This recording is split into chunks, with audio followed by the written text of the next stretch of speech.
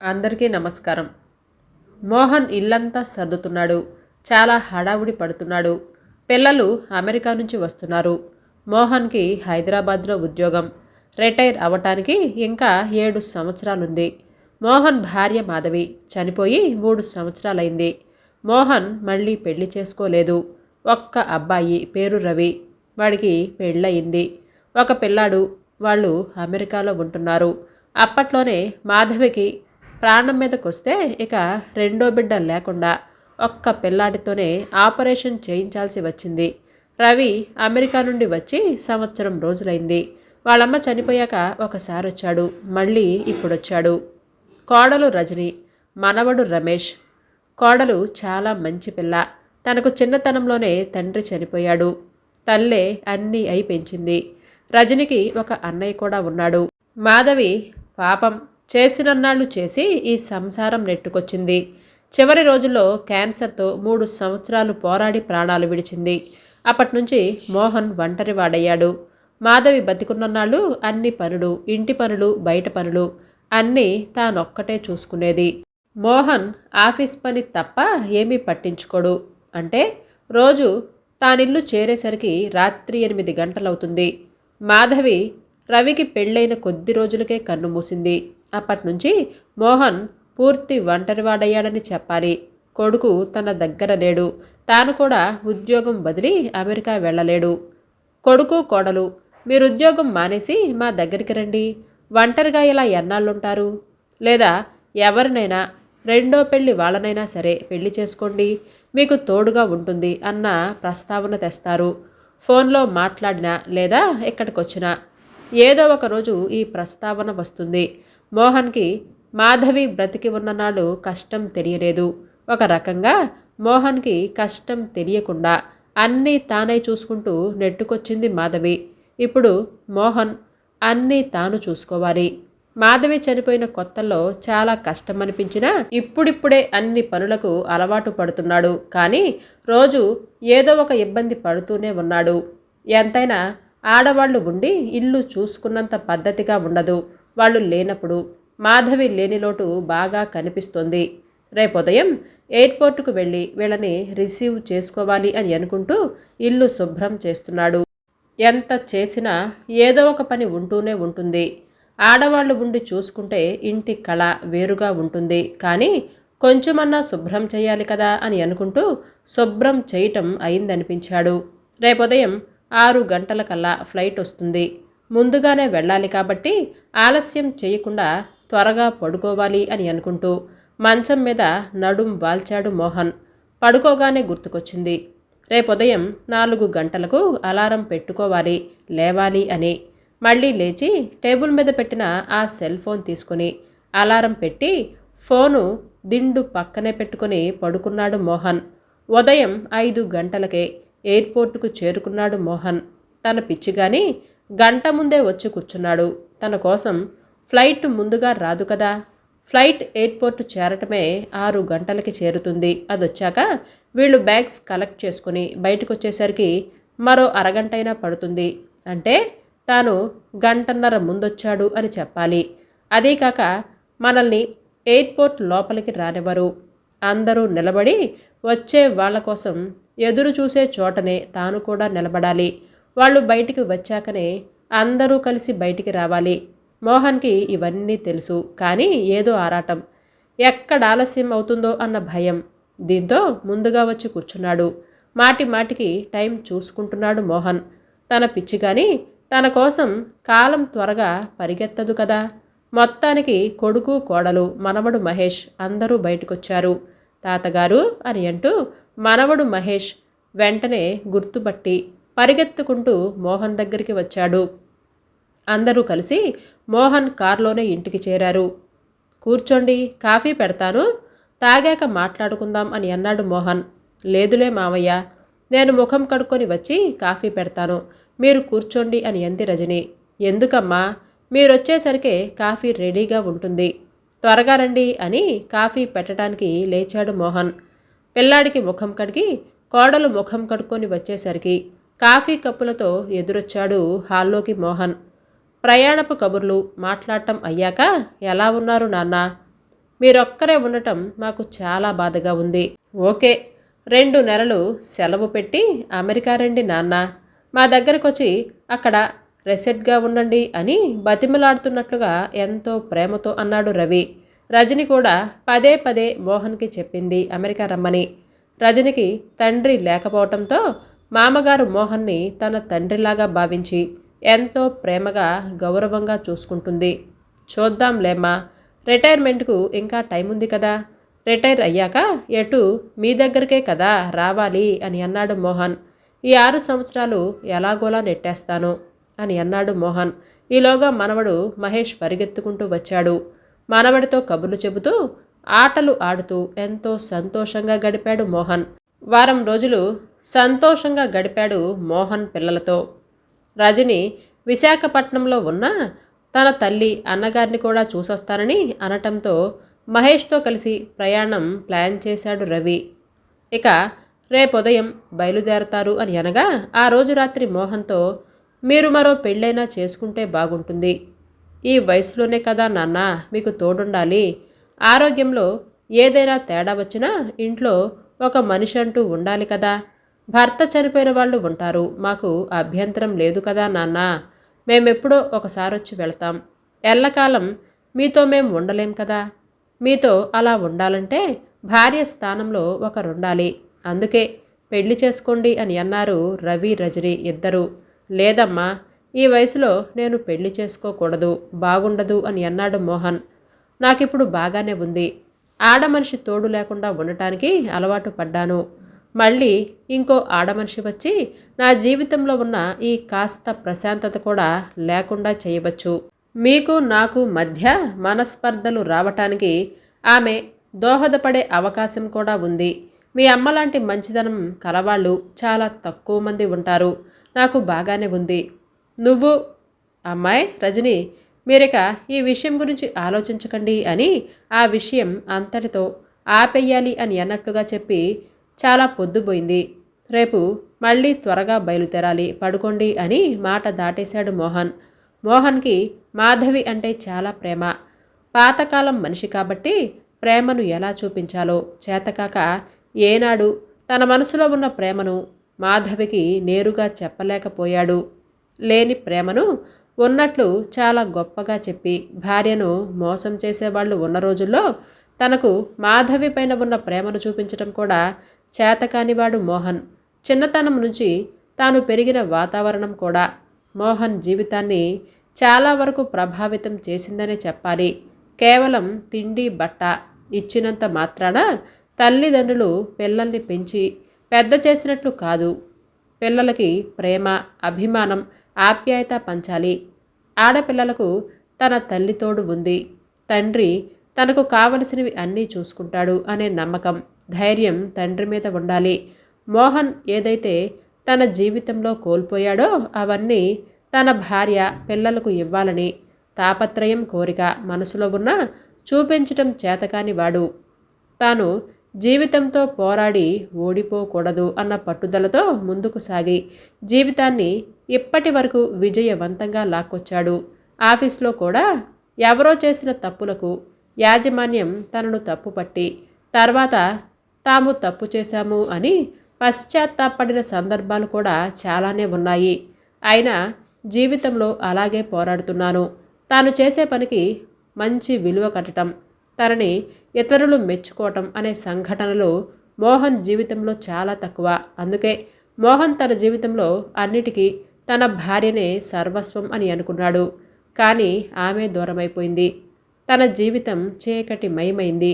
కానీ ఈ విషయం ఎవరికైనా కూడా ఎలా చెప్పగలడు? మోహన్కి తన జీవితంలో జరిగిన సంఘటనలు అన్నీ తన నమ్మకాన్ని బలపరుస్తున్నాయి. ఇతరులు ఎప్పుడూ తనను నమ్మకపోవటం, తక్కువగానే అంచనా వేయటం తన విషయంలో సామాన్యంగా జరిగే విషయమే. ఇంత జరిగినా మోహన్ తనలో తాను బాధపడతాడు కానీ ఎవరికీ చెప్పుకోడు. పైకి నవ్విస్తూ విలువలకు ప్రాముఖ్యతనిస్తూ జీవితం సాగిస్తున్నాడు. ఇతరులను ఇబ్బంది పెట్టకుండా ఒక్కగానొక్క కొడుకుని అల్లారు ముద్దుగా పెంచుకున్నాడు. కానీ వాడు కూడా తప్పనిసరి పరిస్థితులలో అమెరికా వెళ్ళవలసి వచ్చింది. రవి ఎప్పుడు ఏవో కొత్త కొత్త కంప్యూటర్ కోర్సులు చేస్తూ ఉంటాడు.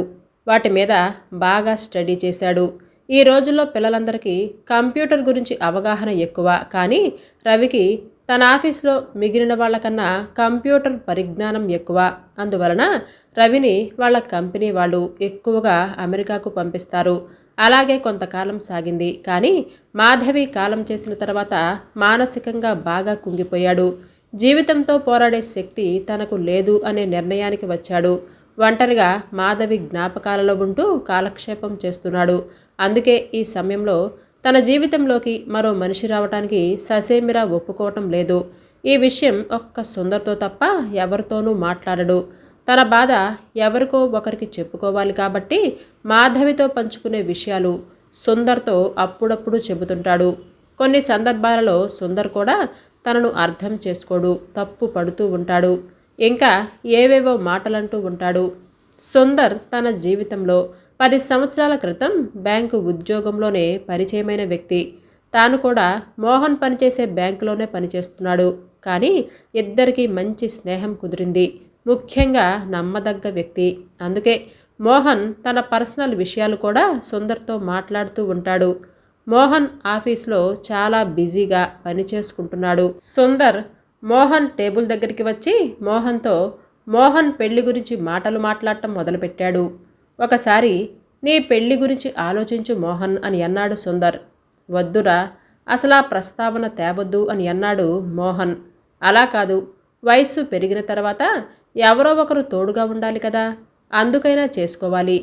నీకు కూడా బాధ్యతలు తీరిపోయాయి కదా, ఒక్కడవే ఉంటున్నావు, తోడు ఉండాలి అని అన్నాడు సుందర్. నాకింకా 6 సంవత్సరాల సర్వీస్ ఉందిరా, అదైపోతే రిటైర్ అయ్యాక మా పిల్లాడితో ఉంటాను. వాడు కూడా అమెరికాలో ఎక్కువ రోజులు ఉండడు కదా అని అన్నాడు మోహన్. మన రిటైర్మెంట్ లైఫ్ని అమెరికాలో గడపటం కన్నా మనం విడిగా ఉండటమే మంచిది. ఎప్పుడైనా ఒకసారి చూసి రావటం వరకు పర్వాలేదు అని అన్నాడు సుందర్. ఒక రకంగా సుందర్ చెప్పింది కూడా కరెక్టే అని అనిపించింది మోహన్కి. అలాగని ఈ వయసులో పెళ్ళేమిటి అన్న ఆలోచనలో పడ్డాడు మోహన్. లంచ్ చేయటం పూర్తయింది, ఇక నేను బయలుదేరతాను అని అన్నాడు సుందర్ లేస్తూ. ఆ అని అన్నట్లు మళ్ళీ ఏదో చెప్పబోయాడు సుందర్. ఇక నువ్వు బయలుదేరు అని అన్నాడు మోహన్. కాదురా, ఒక మాట చెప్పని అని అన్నాడు సుందర్. ఏంటి అన్నాడు మోహన్. సాయంత్రం మనం ఒక చోటకి వెళుతున్నాం అని అన్నాడు. ఎక్కడికో చెప్పేడువు అని అన్నాడు మోహన్. చెప్పను, మనం వెళుతున్నాం అని అన్నాడు సుందర్. చెప్పినట్లుగానే సాయంత్రం ఆఫీస్ టైం అయిపోగానే మళ్ళా మోహన్ దగ్గరికి వచ్చాడు సుందర్. అబ్బా ఏంట్రా ఇంకా ఆ కంప్యూటర్ ముందు కూర్చున్నావు, బయలుదేరు అని అన్నాడు సుందర్ మోహన్తో. ఎక్కడికో చెప్పకుండా ఎక్కడికని వెళ్ళాలి అని అన్నాడు మోహన్. నే తీసుకొని వెళ్తాను కదా, రా అని అంటూ చెయ్యి పట్టుకొని లాక్కొని వెళ్ళాడు సుందర్ మోహన్ని. ఒక అపార్ట్మెంట్లో ఎవరింటికో తీసుకొచ్చాడు సుందర్ మోహన్ని. ఎక్కడికి రా, ఎవరింటికి వెళుతున్నాం అని అడిగాడు మోహన్. సుందర్ కొంచెం అసహనంగా లోపలికి వెళ్ళాక పరిచయం చేస్తాను కదా అని అంటూ ఒక ఇంటి డోర్ బెల్ నొక్కాడు. ఒక ఆడమనిషి తలుపు తీసి కొంచెం అనునయంగా సుందర్ వైపు చూస్తూ, మార్నింగ్ ఫోన్లో అపాయింట్మెంట్ తీసుకుంది మీరేనా అని అంది అనుమానంగా. అవును మేడం అని అన్నాడు సుందర్. రండి రండి, లోపలికి రండి అని అంది ఇద్దరిని లోపలికి పిలుస్తూ. మోహన్కి ఏమీ అర్థం కానట్లుగా చూశాడు. మోహన్ని పరిచయం చేశాడు సుందర్. అలాగే ఆమెను కూడా పరిచయం చేశాడు మోహన్కి. వీరు ఉషారాణి గారు. అందరూ వీరిని ఉషా అని పిలుస్తారు. ఇక్కడ యూనివర్సిటీలో సైకాలజీ ప్రొఫెసర్గా పనిచేస్తున్నారు అని అన్నాడు. నమస్తే అండి అని అన్నాడు మోహన్. నమస్తే అని అంది ఉషారాణి. ఆమెను అందరూ ఉషా అని పిలుస్తారు. ఇక ఉషా తన గురించి తానే చెప్పుకుపోవటం మొదలుపెట్టింది. నేనిక్కడ యూనివర్సిటీలో సైకాలజీ ప్రొఫెసర్గా ఉన్నాను. మా వారు ఫిజిక్స్ ప్రొఫెసర్. నేను సోషల్ వర్కర్గా పనిచేస్తున్నాను. అందులో భాగంగా కొన్ని పెళ్ళిళ్ళు కూడా చేశాను. కానీ నేను ఈ పెళ్ళిళ్ళ విషయంలో ఒక ప్రత్యేకతను ఏర్పాటు చేసుకున్నాను. అదేంటంటే పెళ్ళై భర్త లేని వాళ్ళు, అలాగే పెళ్ళై భార్య లేని వాళ్లకు పెళ్ళిళ్ళు ఏర్పాటు చేస్తూ ఉంటాను. భర్త చనిపోయినా లేదా విడాకులు తీసుకున్నా ఆడ లేక మగవాళ్ళు ఇలాంటి వారిని ఒక వేదిక మీదకు తీసుకొని వచ్చి పరిచయాలు చేసి వాళ్ళు ఇద్దరూ ఇష్టపడితే వాళ్లకు వివాహం జరుపుతాము. ఒకరికొకరు తోడుగా ఉంటారు. ఉషగారు చెప్తున్న పద్ధతి కొంచెం బాగానే ఉంది అని అనిపించింది సుందర్కి. కొంచెం వివరంగా చెప్పండి మేడం అని అన్నాడు సుందర్. సరే, ఇంతకు మీరొచ్చిన విషయం చెప్పలేదు అంది ఉష. ఏమీ లేదు మేడం, వీడు మోహన్ నా ఫ్రెండు. బ్యాంకులో ఉద్యోగమంటూ మోహన్ని పరిచయం చేశాడు సుందర్. నమస్తే మేడం చెప్పాడు మోహన్. చెప్పండి, విషయం ఏమిటి అని అడిగింది ఉష. మా వాడి వైఫ్ క్యాన్సర్తో 3 సంవత్సరాల క్రితం చనిపోయింది మేడం. వీడికి ఒక అబ్బాయి, ఆ అబ్బాయికి పెళ్ళైంది. అతని భార్య, ఒక పిల్లవాడు అందరూ అమెరికాలో ఉంటారు. వాళ్ళమ్మ చనిపోయాక ఒకసారి ఇండియాకి వచ్చారు. వీరు ఒంటరిగానే ఉంటున్నాడు.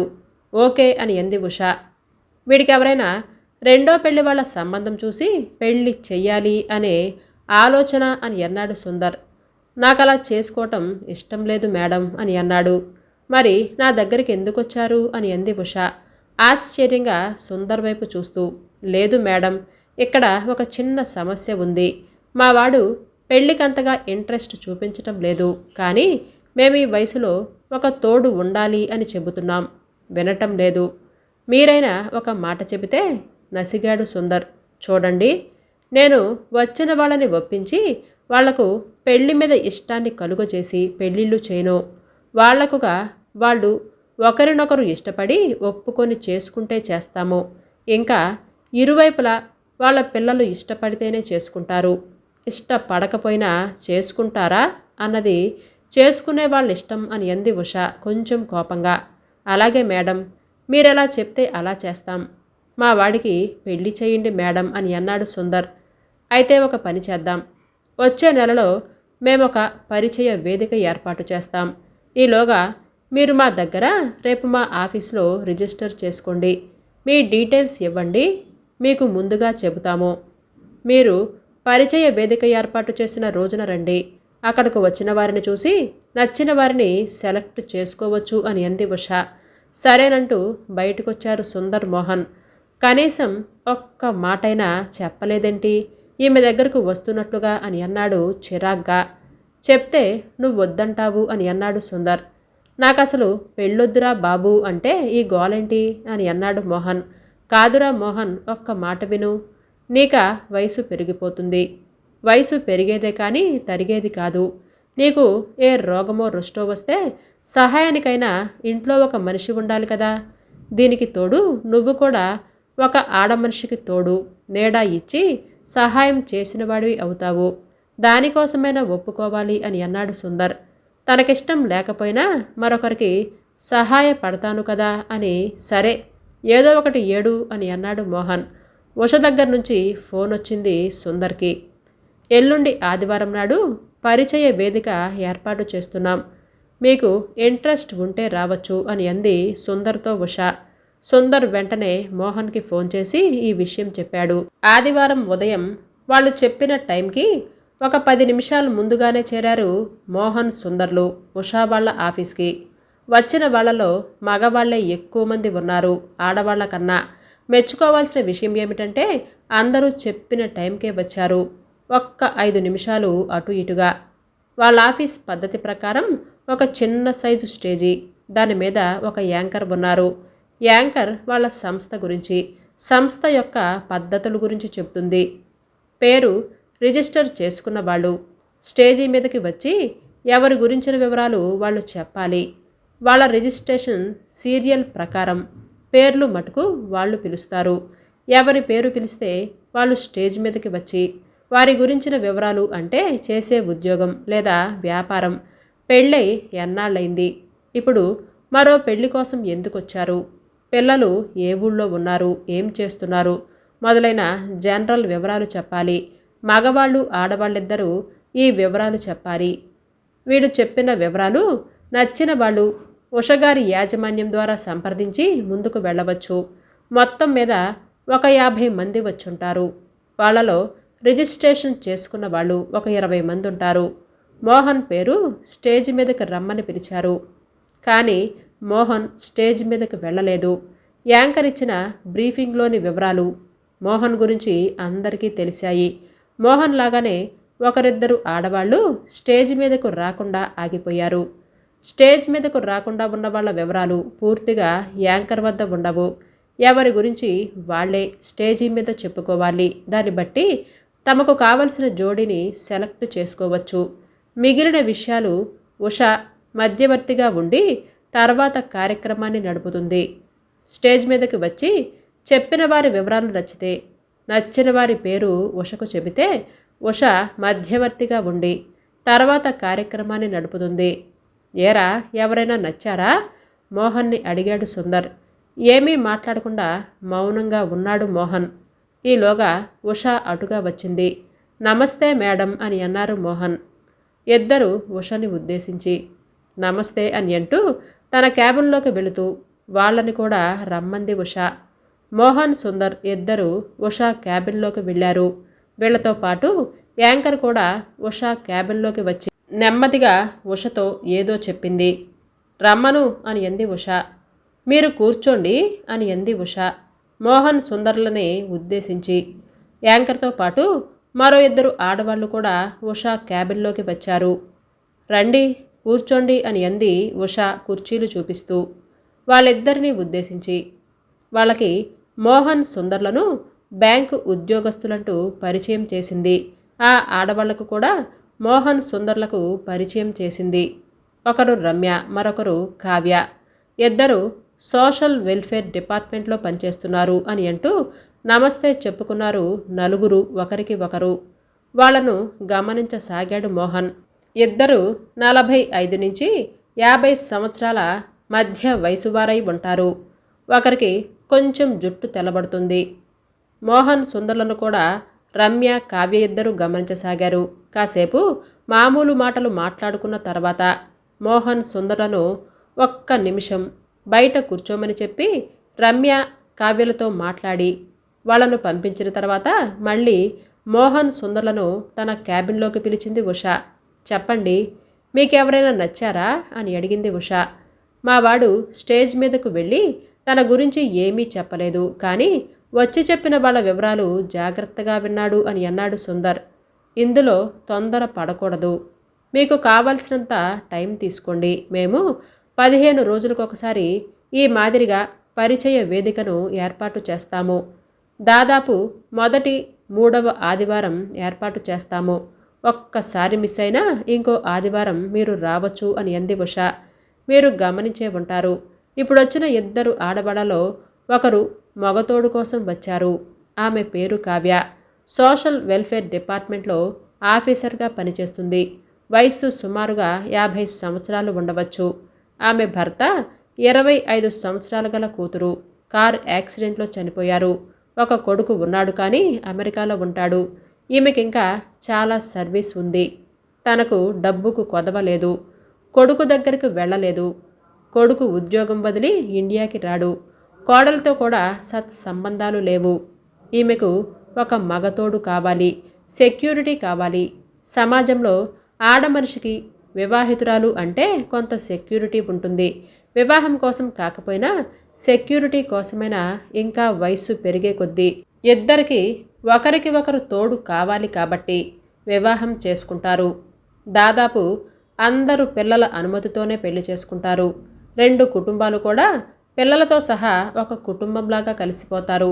మరికొందరి విషయంలో వివాహం చేసుకుంటే ఆస్తుల విషయంలో 2 కుటుంబాల మధ్యలో తగాదాలు వస్తాయేమోనని వివాహమైతే చేసుకోరు.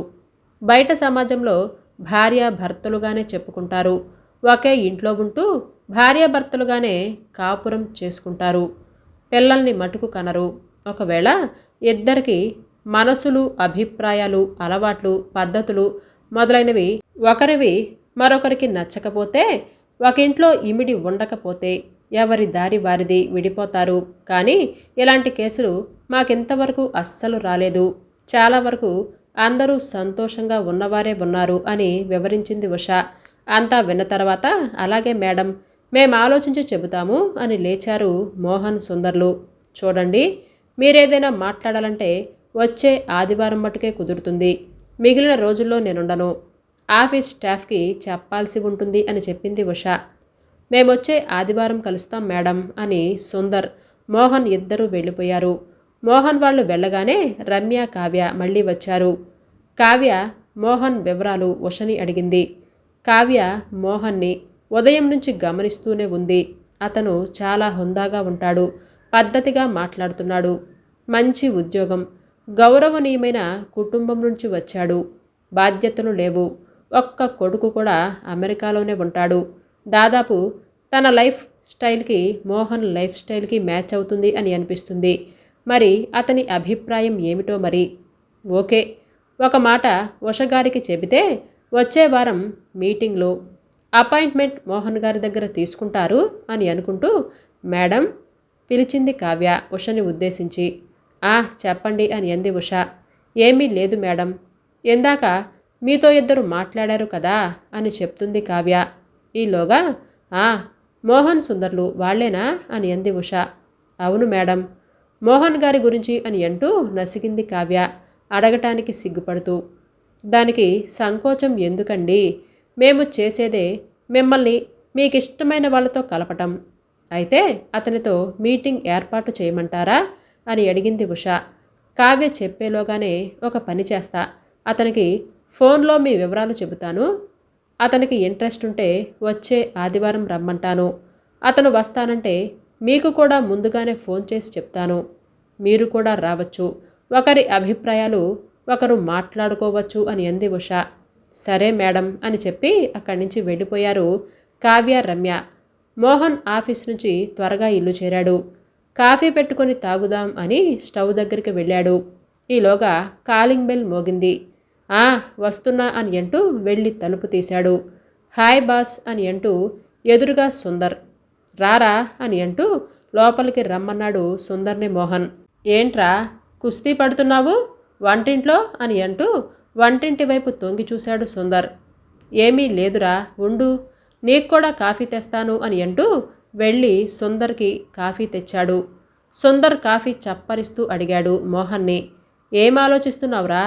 మొన్న వెళ్ళిన పరిచయ వేదిక గురించి ఎవరైనా నచ్చారా లేదా? కనీసం కను సన్నల్లో ఉన్నారా? ఎవరి మీదైనా ఒక ఐడియా వచ్చిందా అని. ఏమోరా, ఇవేమైనా పెళ్లి చూపులా? పలానా అమ్మాయి నచ్చింది అని చెప్పటానికి? ఈ వయసులో పెళ్ళంటేనే ఏంటోగా ఉంది. అటువంటిది నచ్చటం నచ్చకపోవటం ఏముంటాయి అని అన్నాడు మోహన్. ఒరేయ్, ఈ డొంక తిరుగుడొద్దు.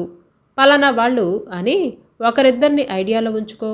నీ జీవనశైలికి నీ అలవాట్లకు కొంతవరకు మ్యాచ్ అయ్యేవాళ్ళు ఉంటారు. వాళ్ళల్లో ఒకరిని ఎంపిక చేసుకోవచ్చు. ఇంకో మాట, వాళ్ళకు కూడా నువ్వు, నీ అలవాట్లు, నీ జీవనశైలి ఉంటే నీ డామినేటింగ్ నేచర్ మొదలైనవి నచ్చాల్రోయ్ అని అన్నాడు.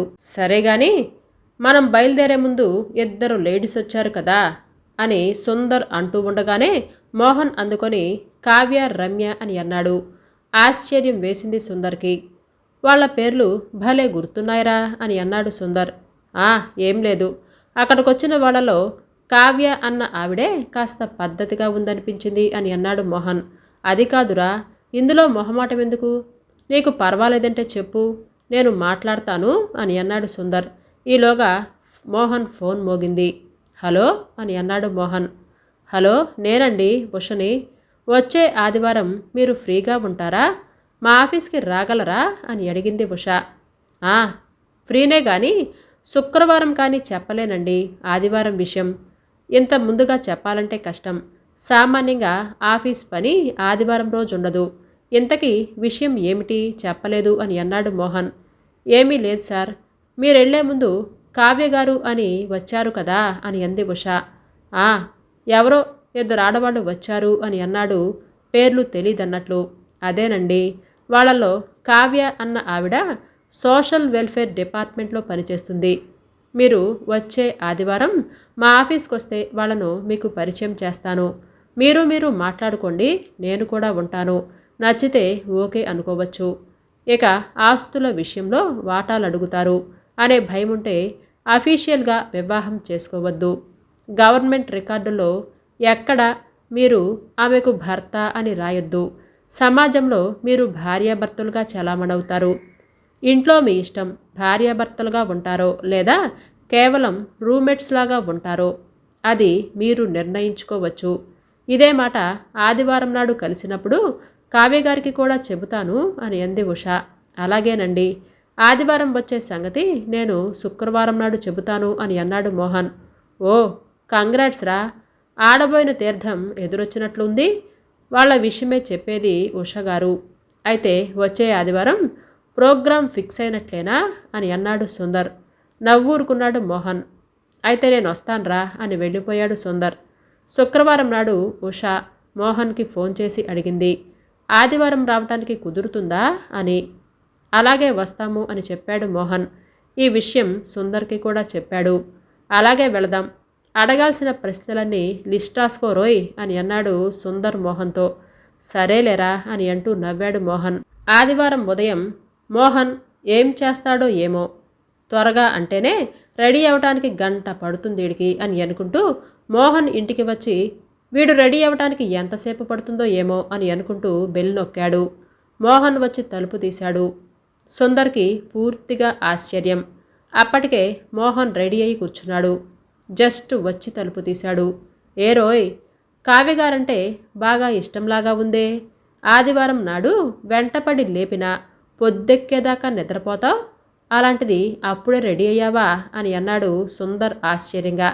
ఏం లేదురా, ఇవాళ టిఫిన్ మనం బయట చేయాలి కదా, అది పూర్తయ్యేసరికి టైం పడుతుంది కదా అని ముందుగా రెడీ అయ్యాను అంతే, స్పెషల్ ఏమీ లేదు అని అన్నాడు మోహన్. సరే పద, మా ఇంట్లో టిఫిన్ చేసి బయలుదేరదాం అని అన్నాడు సుందర్. ఎందుకు లేరా, బయట చేద్దాం అని అన్నాడు మోహన్. కాదురా, మా ఇంటికి టిఫిన్కి పిలవటానికే నేను ముందుగా వచ్చి నువ్వే స్థితిలో ఉన్నావో చూద్దామని వచ్చా అని అన్నాడు సుందర్.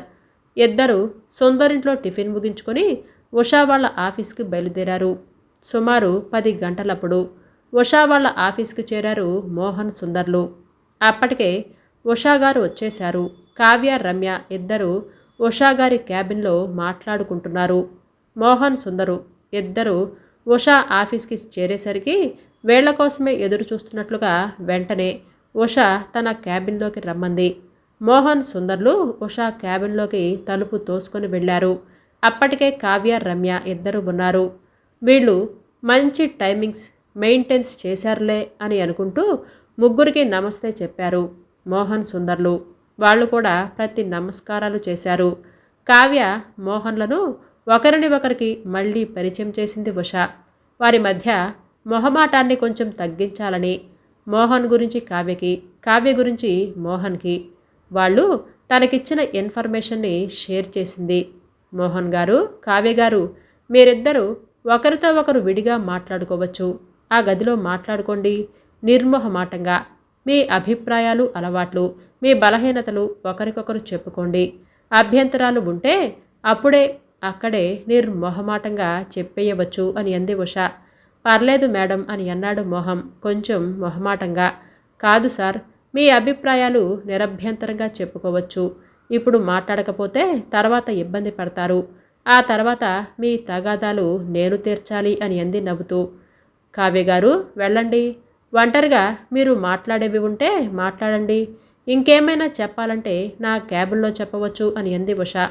ఇద్దరు పక్క రూమ్లోకి వెళ్ళారు. రూమ్ విశాలంగా ఉంది. సోఫాలున్నాయి. ఏసీ ఉన్నట్లుగా ఉంది. గది చల్లగా ఉంది.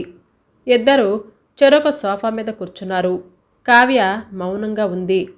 ఇంకా మౌనంతో టైం వేస్ట్ చేయకుండా మోహన్ మాట్లాడటం మొదలుపెట్టాడు. మీరు ఫ్రీగా ఉండండి. నాకు వాస్తవానికి వివాహం చేసుకునే ఉద్దేశం లేదండి. ఒక్కడే కొడుకు, వాడు కూడా అమెరికాలో ఉంటున్నాడు. ఏ ఆరోగ్య సమస్యలొచ్చినా ఒంటరితనంతో జీవితం గడపటం కన్నా ఒక తోడుంటే బాగుంటుందని ఇక్కడ రిజిస్ట్రేషన్ చేయించాను. మిమ్మల్ని చూసే వరకు వివాహం గురించి కానీ కలిసి జీవించడం గురించి కానీ ఆలోచించలేదండి. ఇక వెళ్ళిపోదాం అని అనుకుని ఉషగారికి చెప్పి వెళదామని వారి క్యాబిన్కి వచ్చినప్పుడు మిమ్మల్ని చూశాను అని అన్నాడు మోహన్. కావ్య తన గురించి చెప్తూ, నా భర్త, కూతురు కార్ యాక్సిడెంట్లో చనిపోయారు. కొడుకు అమెరికాలో ఉద్యోగం. ప్రస్తుతానికి వర్కింగ్ ఉమెన్స్ హాస్టల్లో ఉంటున్నాను. లైఫ్లో ఒక సెక్యూరిటీ కావాలి, ఒక తోడు కూడా ఉండాలి అని ఆలోచించానండి. మా అబ్బాయి ప్రోద్బలం మీదనే ఈ సంస్థలో రిజిస్ట్రేషన్ చేయించాను అని అంది కావ్య. ఇద్దరు ఒకరినొకరు ఇష్టపడి సరే అనుకున్నారు. బయటకొచ్చి ఇద్దరికీ సమ్మతమే అన్న సంగతి ఉషగారికి చెప్పారు. నాదొక చిన్న సలహా, మీరు బయట సమాజంలో భార్యాభర్తలుగానే ఉండండి, కానీ గవర్నమెంట్ లెక్కలో మ్యారేజ్ రిజిస్ట్రేషన్ చేయించకండి. భవిష్యత్తులో ఆస్తి తగాదాలు వచ్చే అవకాశం ఉంది. ఇద్దరూ కలిసి ఒకరికి ఒకరు తోడుగా ఉంటూ హ్యాపీగా ఉండండి. ఇంట్లో భార్యాభర్తలుగా ఉంటారో లేదా రూమ్మేట్స్లా ఉంటారో అది మీ ఇష్టం అని అంది ఉష. కావ్య మోహన్లిద్దరూ మౌనంగా ఉన్నారు. మరి మీ ద్వారా పరిచయమైనట్లు వీరు భార్యాభర్తలుగా ఉండటానికి అంగీకరించినట్లు ఇది ఇద్దరి మధ్యన ఏదైనా అగ్రిమెంట్ చేయిస్తారా మేడం అని అన్నాడు సుందర్. లేదండి, మీరు మా దగ్గర రిజిస్ట్రేషన్ చేయించుకున్నట్లు మా ఎదురుగా భార్యాభర్తలుగా ఉండటానికి అంగీకరించినట్లు. మోహన్ కావ్య ఇద్దరికి మా ఆఫీస్ తరపున లెటర్స్ ఇస్తాము. మీరు ఇష్టపడితే ఇక్కడ మా ఫార్మాలిటీ ప్రకారం పూలమాలలు ఒకరి చేత ఒకరికి వేయిస్తాం. తర్వాత మీరు మీకు నచ్చిన రీతిలో వివాహం చేసుకోవచ్చు అని అంది ఉష. ఈ పద్ధతికి అందరూ సమ్మతించారు. రమ్య, సుందర్ ఇద్దరు హడావుడి పడి వారం తిరిగేలోగా మోహన్ కావ్యల ఆఫీస్లోనే పెళ్లి జరిపించి వాళ్లను భార్యాభర్తలుగా మార్చారు. కావ్య మోహన్ ఉంటున్న ఫ్లాట్కి షిఫ్ట్ అవ్వాలి అని ఆలోచిస్తుంది. తానే మోహన్ని ఎలా అడగాలా అని ఆలోచిస్తుంది. ఈలోగా మోహన్ దగ్గర నుంచి ఫోన్ వచ్చింది. కావ్య గారు, మీరు హాస్టల్ ఎప్పుడు ఖాళీ చేయాలనుకుంటున్నారు అని అడిగాడు మోహన్ కొంచెం బిడియంగా. ఈ నెలాఖరికి అని అంది కావ్య కొంచెం సిగ్గుపడుతున్నట్లుగా. నెమ్మదిగా తక్కువ స్వరంతో మాట్లాడుతూ, మంచి రోజు చూసుకొని బయలుదేరతారా అని అన్నాడు మోహన్. హాస్టల్ వాళ్ళకి అకౌంట్ సెటిల్ చేసి మంచి రోజు కూడా చూసుకొని వస్తాను అని అంది. ఓకే ఓకే అని ఫోన్ పెట్టేశాడు మోహన్. ఇక ఇంటి దగ్గర మోహన్ హడావుడి మొదలైంది. 2 బెడ్రూమ్స్లో ఒక రూమ్ పూర్తిగా ఖాళీ చేశాడు. వంటిల్లు కూడా నీట్గా సర్దాడు. కావ్య ఇక 2 రోజుల్లో వస్తుంది. 2 రోజుల తర్వాత మోహన్, సుందరు ఇద్దరూ వెళ్ళి మంచి రోజు చూసుకునే కావ్య ఇంటికి పిలుచుకొని వచ్చారు. రమ్య, కావ్య, మోహన్, సుందర్ అందరూ హాల్లో కూర్చొని కబుర్లు చెప్పుకుంటూ ఉన్నారు. ఇలా కాదురా మోహన్, మీ పెళ్లికి అందరినీ పిలిచి మంచి ముహూర్తం చూసి సంప్రదాయబద్ధంగా పెళ్లి జరిపించాలి అని అన్నాడు సుందర్ కాఫీ తాగుతూ. ఎంతో హుషారుగా సరేలేరా నువ్వు మరీను అని అంటూ తేలికగా తీసేసినట్లుగా మాట్లాడాడు మోహన్. లేదురా, ఎందుకో తృప్తిగా లేదు అని అన్నాడు సుందర్. అవునండి, మంచి ముహూర్తంలో పెళ్లి సంప్రదాయబద్ధంగా జరగాలి అని అంది రమ్య. తేలికగా నవ్వి ఊరుకున్నారు కావ్య, మోహన్లు. కానీ సుందర్, రమ్య మ్యారేజ్ పార్టీ ఇవ్వాలని ఒకటే గొడవ. అలాగే కాసేపు కబుర్లు చెప్పి రమ్య, సుందర్ ఇద్దరూ వెళ్ళిపోయారు. కావ్య కోసం ఖాళీ చేసిన గది చూపించి తన సామాన్లు ఆ రూమ్లో పెట్టుకోమన్నాడు. భోజనాలు బయటే హోటల్లో కానిచ్చేశారు కాబట్టి భోజనమయ్యాక నేరుగా ఇంటికొచ్చారు. సామాన్లు రూమ్లో పడేసి వంటిల్లు చూద్దామని వంటింట్లోకి వెళ్ళింది. వంటిల్లు నీటుగా సర్ది ఉంది. గిన్నెలన్నీ కడిగున్నాయి. పర్వాలేదు, వంటిల్లు శుభ్రంగానే ఉంచారు అని అనుకుంది. కాఫీ పెట్టమంటారా అని అడిగాడు మోహన్ కావ్యని టైం చూసుకుంటూ. టైం సాయంత్రం 4 అయింది అని అన్నాడు మోహన్. నాకు సాయంత్రం టీ తాగే అలవాటుంది అని అంది కావ్య ఇబ్బందిగా.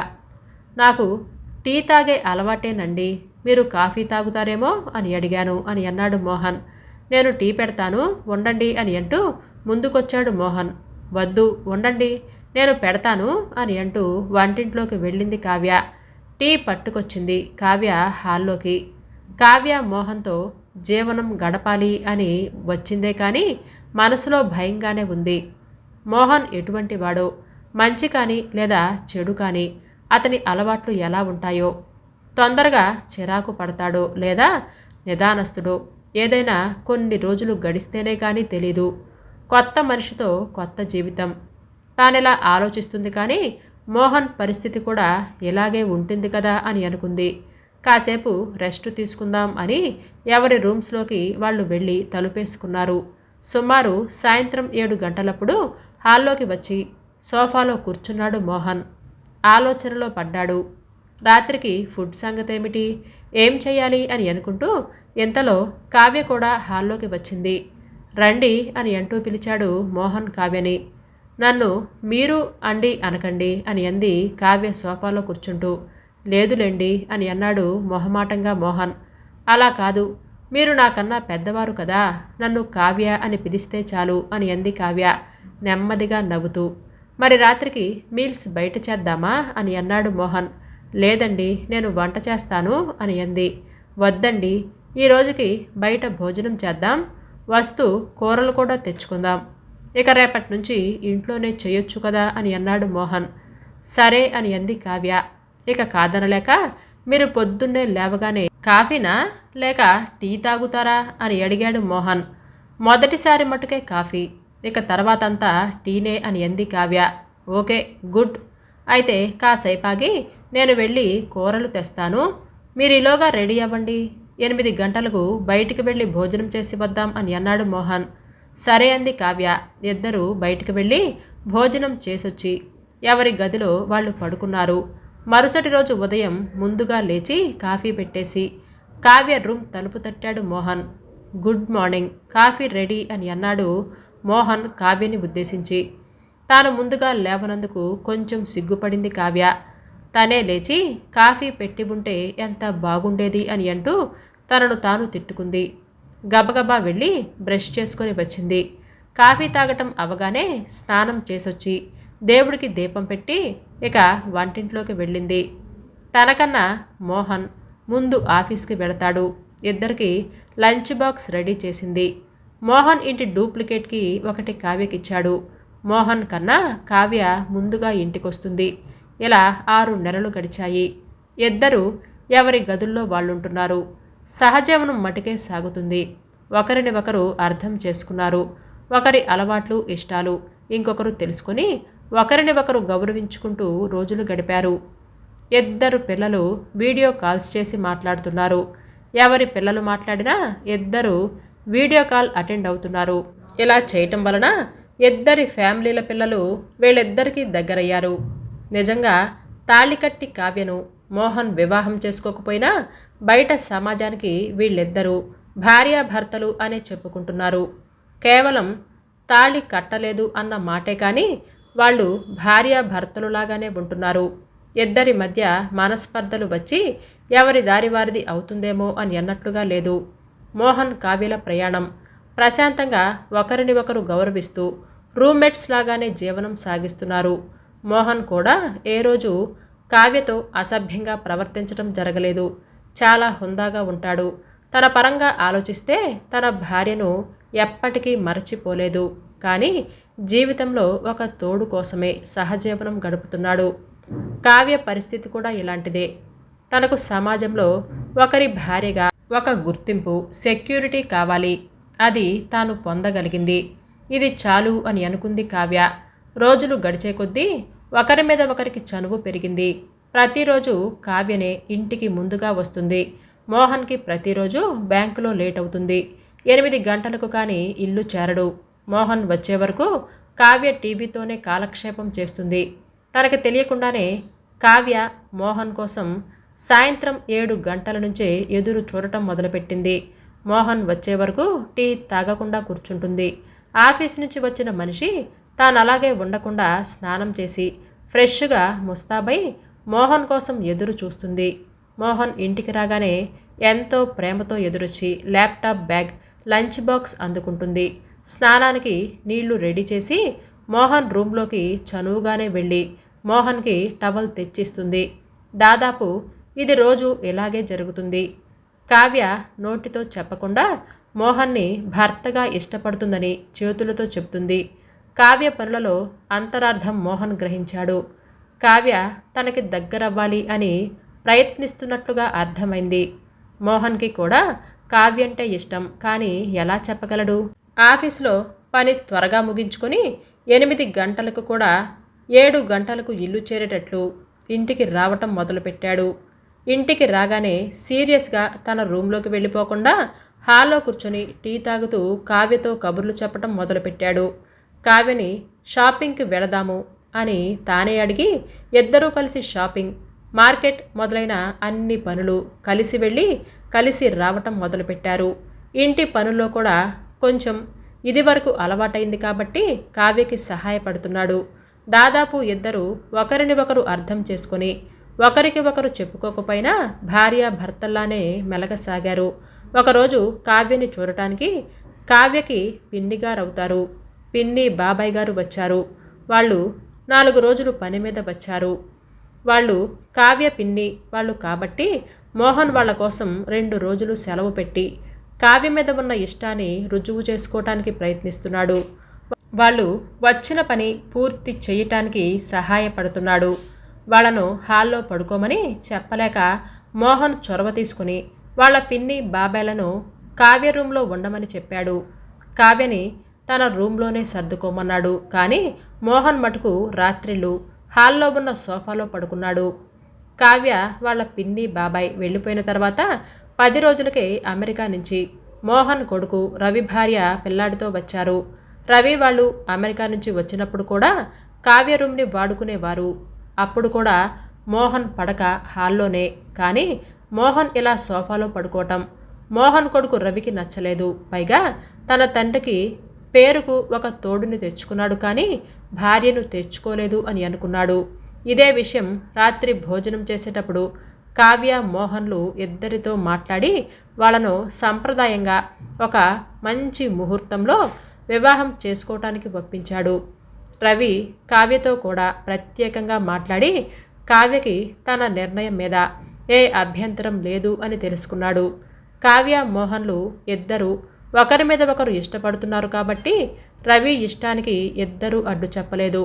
తర్వాత అమెరికాలో ఉన్న కావ్య కొడుకు కోడల్ని కూడా వీడియో కాల్స్లో మాట్లాడి ఒప్పించాడు. రవి ఆలోచనకు తోడుగా సుందర్ రమ్యలు కూడా రవిని సపోర్టు చేయటంతో కావ్య మోహన్ల జంటకి సంప్రదాయబద్ధంగా ఒక మంచి ముహూర్తంలో దేవుడి సన్నిధిలో వివాహం జరిగింది. కావ్య కొడుకు మోహన్ కొడుకు కూడా వీళ్ళ పెళ్లిలో అందరితో సంతోషాన్ని పంచుకున్నారు. ఉషా వాళ్ళ ఆఫీసులో కలిసిన దేవుడి సన్నిధిలో భార్యాభర్తలుగా మారినందుకు కావ్య మోహన్లకు తృప్తిగా అనిపించింది. గత 6 నెలలుగా ఒకరిని ఒకరు పూర్తిగా అర్థం చేసుకున్నారు కాబట్టి వాళ్ళ కాపురం ఏ ఇబ్బంది లేకుండా సజావుగా సాగాలని కావ్య మోహన్లు మనస్ఫూర్తిగా దేవుడికి నమస్కరించి ఒకటయ్యారు. కథ పేరు తోడు కోరిన జీవితం. రచన ఎంవి సత్యప్రసాద్ గారు. ఈ కథ మీకు నచ్చిందండి? అయితే లైక్ చేయటం, సబ్స్క్రైబ్ చేయటం, షేర్ చేయటం మర్చిపోవద్దు. రేపు సరికొత్త కథతో మళ్ళీ మీ ముందుకు వస్తాను. అంతవరకు బాయ్.